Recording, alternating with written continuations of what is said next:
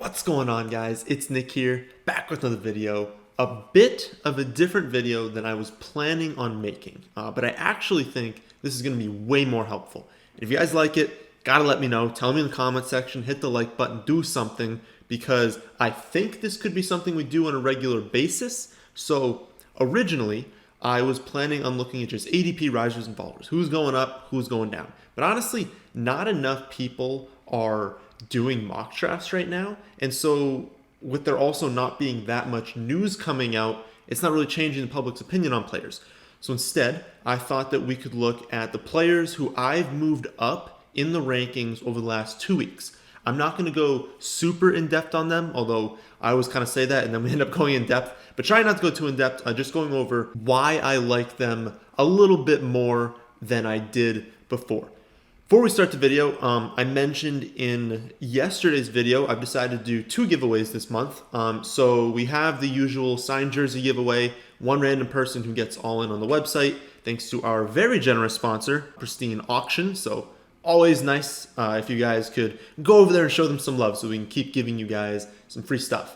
But I wanted to do a second giveaway, and so all you have to do is go to iTunes, Spotify, rate and review the podcast, and I'm going to pick a random winner. So rate and review it, take a screenshot, tweet it at me, and then one random person who does that this week is going to get all in for the website. So they're going to get access to everything for the full season. And I don't expect that many people to do it, so you should have a decent chance at winning. So let's start things off with the stat of the day. Yesterday's stat was which tight end had the most receptions inside the 20, and the answer was Tyler Higbee. Winner was IKA8. Second time he's gotten that right, so nice job there. Today's stat, which wide receiver had the most targets on third downs? All right, let's start talking about some players I've moved up in the rankings. I think I'm going to post the screenshot, I guess, that I'm looking at on the screen with me so you guys can follow along.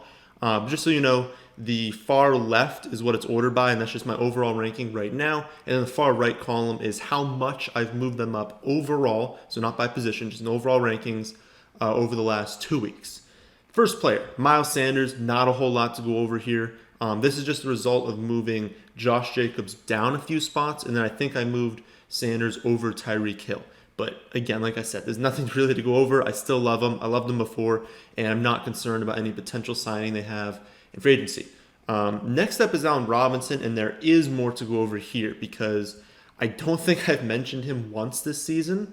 And it's not because I don't like him, because I really like him. I don't know, he hasn't come up yet.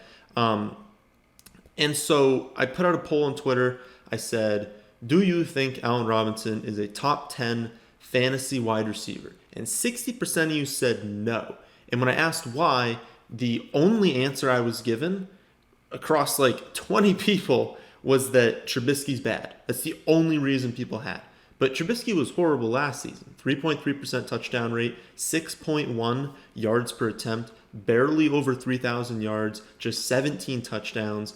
And yet Robinson was still the wide receiver 11 last year because he's an elite receiver. And if you look at reception perception from Matt Harmon, I'm sure most of you know what that is, it shows how elite he is. 98th percentile success rate against man, 97th percentile success rate against the press, elite contested catch rate. This dude gets open, and when he's not open, he still catches the ball. Plus, let's be honest, if Trubisky doesn't improve, well, Foles is going to beat him out. So Robinson is going to have better quarterback play this season. And there's less competition for targets because a few people left in the offseason. So I don't understand his ADP, and it's honestly just a terrible argument to say, no, he cannot repeat what he did last season because Trubisky's bad. Trubisky's been bad. That makes no sense. That's not a good argument. So he's going to see better quarterback play. He's a fantastic wide receiver. I think I have the highest ranking in the industry on him right now, but I do expect people to move him up once they realize how much of a mistake his ADP is. The next riser is Calvin Ridley. This one's more just security. If you're going to be targeting 2 running backs to start, and then you want to look at wide receiver, this is probably a guy that you're looking at in that like 3rd round, although he can fall a little bit later. But like I said in every video, basically, we want safety, right? We want these first 4 picks to be super safe. And we know He is an elite talent. We know for a fact the targets are going to be there. And so there's no reason we shouldn't be targeting him in the early rounds, especially on this offense with how condensed the targets are. So the upside's nuts, and the floor is insanely high as well. So I think he's a fantastic pick. Moved him up a few spots. Mark Andrews, another big riser. I'm starting to warm up to him, and he's currently the only early or mid-round tight end I have listed as a target. I tweeted this out a few days ago, but I think people just don't realize how few snaps he actually played. He was a tight end 5 despite playing less than 50% of the snaps in 9 out of 15 weeks and never playing more than 57% of the snaps. That's crazy. I mean, he didn't play more than 57% of the snaps in a single game last season. In fact, he's played 33 games in his career, and only 6 of them he's had more than half the snaps. And despite all of that, only 5 tight ends have ever posted a better first 2 seasons than Andrews. So no more Hayden Hurst, and the potential, the likely outcome is that he sees more snaps this season. He's a really good option if he falls in drafts, even considering the potential regression that offense is facing, because they're going to score less. They're not going to be as good as last season. That honestly shouldn't matter because he's going to see more snaps and potentially more targets. So I've adjusted my take on him, but I do want to say overall, even though he's the only tight end I would have as a target early and mid, I still prefer just wait. So I'm probably still not going to draft him, but I moved him up, have him as the target. I really like just going after the late tight ends still. Another big riser is Terry McLaurin.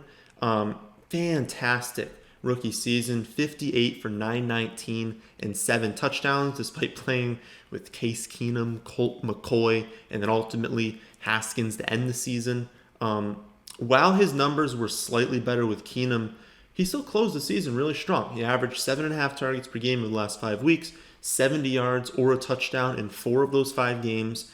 And don't let people tell you that he was bad with Haskins. He wasn't bad with Haskins. I just told you he ended the season pretty solid, and he was limited at times in like that middle portion of the season with the hamstring injury.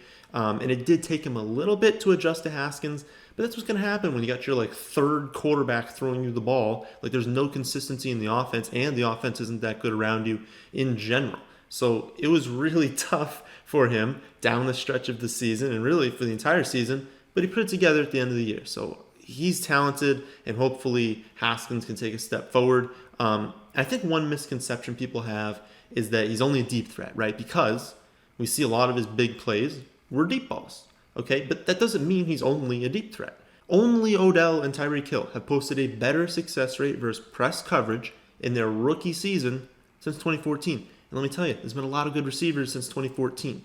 And there's literally only one route that he doesn't run at an above average success rate.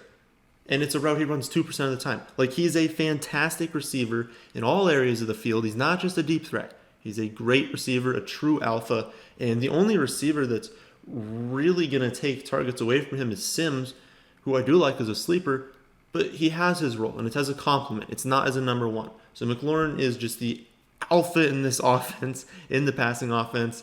And I really think that with improved quarterback play, he could have a monster season. So I definitely like targeting him. The final player we'll go over today is Michael Gallop.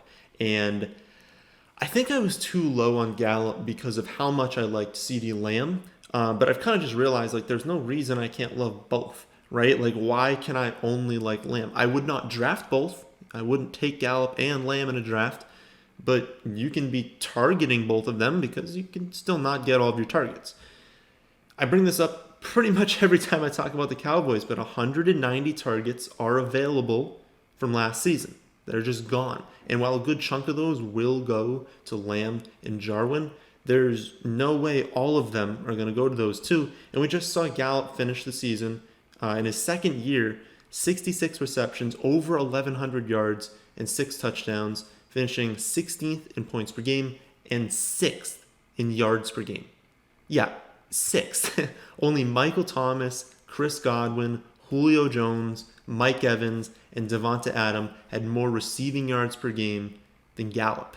He just turned 24 years old, and this is going to be a top 3 scoring offense. So while Lamb could very well be the number 1 on this team in a few years, Gallop is pretty much locked in to like 120 plus targets in 2020, in which case he will pretty easily finish as a top 20 wide receiver, and it is going as wide receiver 31. So that captures the upside while pretty much eliminating the risk, because it's fairly unlikely that unless he gets hurt, he's finishing below that. So he should at the very least return value, and very likely he will get you more value than you paid for.